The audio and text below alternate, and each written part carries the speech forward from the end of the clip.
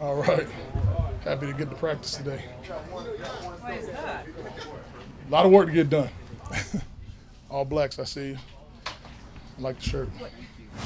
What what was most evident when you looked at the defense from Sunday? Just obviously first half really poor and going through those changes and obviously just a horror show of errors. But then the second half, when we hit halftime, to be able to go in, make the corrections where we needed to, identify to the guys where the issues were, where the mistakes were made, and take ownership of that. And in the second half, do a lot, much more consistent, with those things and doing right from down to down. I'm sure that some of it is getting used to a scheme and fits and all of that, but how much would better tackling just shore up and just make it look a lot cleaner? It would fix a lot of things. You want to keep down explosives, and if you keep explosives down, you also keep down points. So tackling is a huge issue, and it's frustrating for myself and obviously all of us, the players included, because it's not like it's something that goes ignored. We work on that all the time, and even have added phases into practice, so we continue to work on it.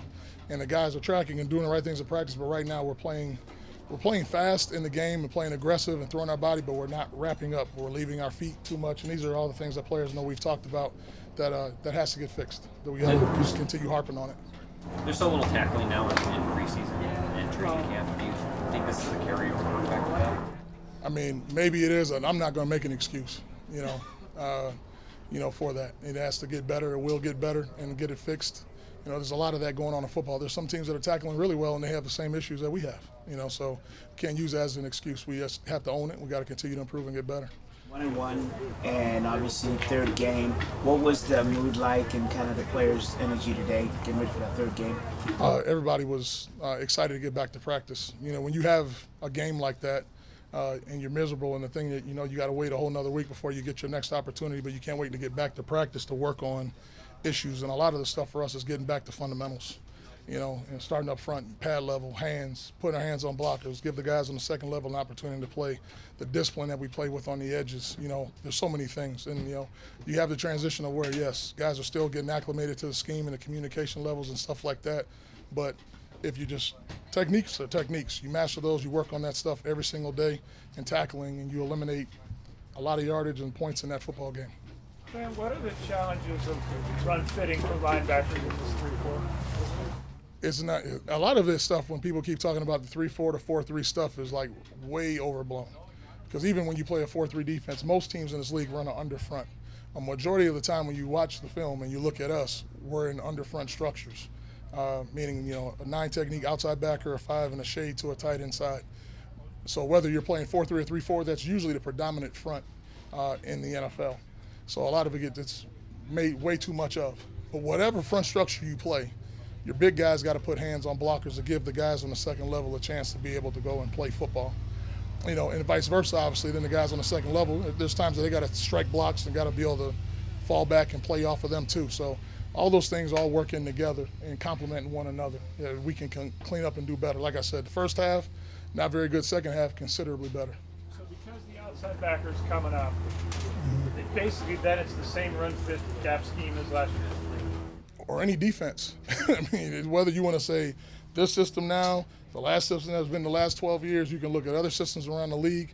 There's carryover in all of them. The only thing that's different is terminology. So how you fit the runs just has to be done correctly. If you're a force player, turn the football back. If you're a 5 technique or a shade, put your hands on people, give the guys behind you a chance to play. When they get downhill and it brings alignment off, then you have to show up in your gap. It doesn't matter what system you're in, that's carryover to, I don't care who's calling the defense. What seems to be the difference in linemen getting to that second level linebacker that maybe they weren't before? I just right now just doing the little things right. These guys have shown to do that. They've done that. There's a reason why Bobby and Jordan broke the franchise record for tackles as it was last season, because these guys have been accustomed to doing that. Lost our way a little bit, and then we got back to it in the second half. But we have to be consistent with doing the little things the right way, and you eliminate a lot of the issues that we had. If you take Debo's run out, the yards per carry come way down for this last game against the Niners. But how do you kind of assess the whole thing with Denver's game thrown in too? Kind of how you guys have fit?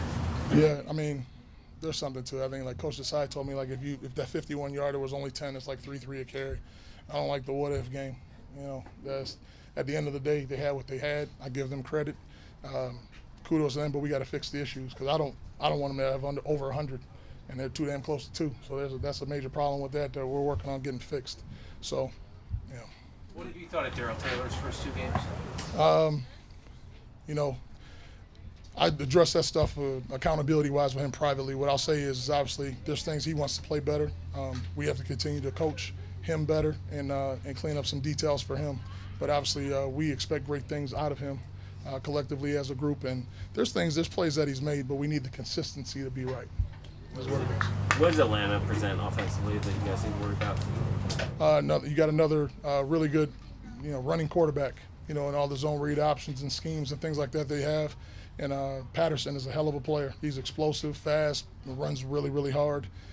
So he has kind of rejuvenated himself. He's one of the greatest returners of all time. But him in the backfield has been pretty dangerous. Kyle Pitts, they have some weapons on the perimeter, things like that. So they do a nice job offensively. They've had the opportunity to win both their first 2 games. So I have a lot of respect for them. What did you think of the pass rush in general on Sunday? Just that for a lot of reasons, ball getting out fast, ends playing more at the line of scrimmage to defend the zone read. That stuff has a huge effect on you when you're playing. And then notoriously, they don't get sacked a whole lot because the ball comes out really, really fast with San Fran. And then you got the 7- and 8-man protections you deal with. So some of those deals are, tough. You got to battle. You got to find your spots. The team throws the ball 40 times in a game. You're trying to get 2 sacks that can change the whole game around. So to answer your question, always want more out of the rush. But certain teams, there's going to be days that can be a little hard, to get that done. Mafe looks like he showed up a lot in the second half of that game.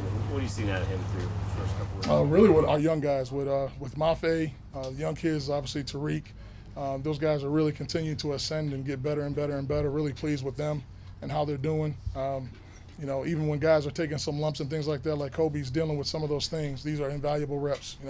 It's hard to get better when you're on the sideline. You get better playing football, practicing football. So all these guys will continue to get better, but the future is bright for those guys. He told us that Darrell Johnson's going to get some more playing time off of what you saw out of him last week. What have you kind of liked about him since he's got here? How do you see him fitting in with you? Yeah, big, rugged outside backer, can set edges. You saw him show up in the backfield a couple times in the game, so he can be disruptive. So he gives us another big body on the edge and obviously continue to build depth. That way you could take some plays and some things off of Darrell. You could take some plays off of Chenna so we have more legs on third down. And, we're talking about pass rush. So guys are fresh, so when we get those opportunities, guys are ready to roll.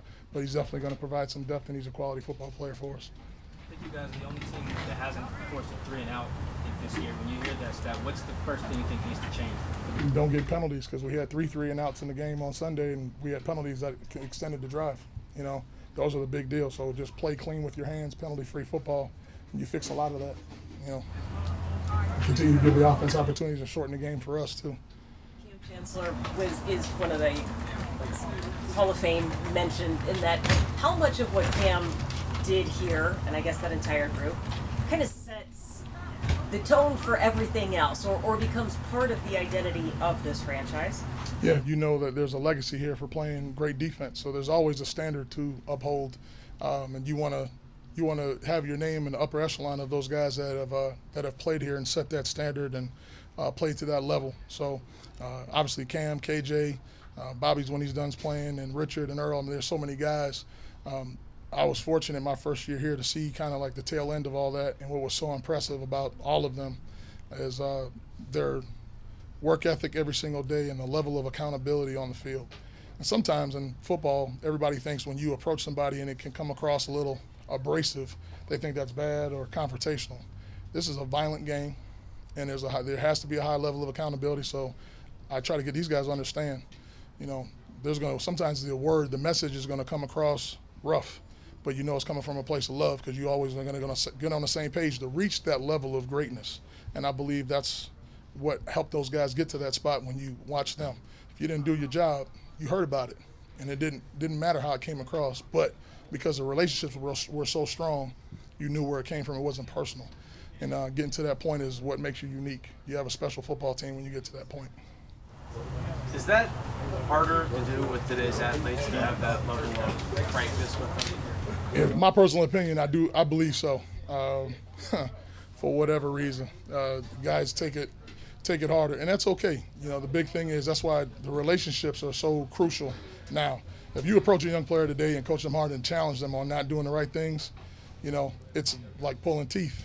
But when they know that you got when you care about them, you know that they know you're coming from the right place. The message is better received when that happens. So it's an adjustment. You can't complain about, well, it wasn't like this 20 years ago. It's not 20 years ago. You have to acclimate yourself to the times. That doesn't mean you're babysitting players and holding their hand, but you got to find that happy medium, you know.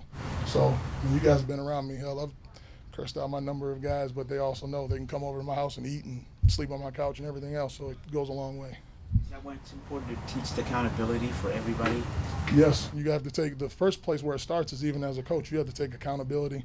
If there's things that I can do better, you know, or any position coach, it didn't matter whether I'm in this role or as a position coach. You take accountability to yourself and you show them that I could be vulnerable and I can own up to my mistake on something. Then obviously, if I can do that, you should be able to do that. And so that goes a long way, and it's helped with a lot of stuff. Did you coach a defensive line in the last few years with that in mind, the bigger defensive mind? Or? I've always coached like guys I've had, whether, you know, college football the same way, because I was coached that way. My coaches made a huge impression on me. Whether if I got kicked off the field, I'd be cursing and going off too. And then they reel me back in and all that, and I knew they were coming from the right place, and then you bring it on back together. So when they know you're coming from the right place, good things happen. Did you have coaches that were an example of how not to do that? And you guys was hard on you all the time? Yeah, sometimes you had guys like that, but you know what? At the end of the day, too, like, okay, if you had a guy, the coach that you felt like was a bad person, I always brought it back to, I'm not there for them. I'm there for my teammates. You know, doing right by my teammates, be loyal to my teammates, and make sure I'm at the best version of myself for them. And that should override it all. On loving up on the players, did you have any coaches that you can give an example? Just for all that, coach me? Yeah. Oh man, I was blessed. I mean, my high school coaches, Coach Briggs, Coach Bononi, Coach Babiars, Coach Benham, they come to our games every single year. They'll fly to one of our road games and still come see me. Jeff Bavino was my head football coach at Milford Academy. I got a laundry list of guys, and then obviously at University of Miami, from Chuck Pagano to Randy Shannon to Rob Chudzinski. The list goes on and on and on. You know, Mario Cristobal was a graduate assistant when I was just finishing my career there, so I was very blessed to be around some unique individuals. So it's not surprising to see how successful they've become as their careers have progressed even then. Coach Pagano was our defensive back coach at that time, and all of our coaches at Miami coached us the same way. High level of accountability. It was tough love, but we also had some all-time great teams too. Anything else? Thanks. All right. Thank you guys. Take care.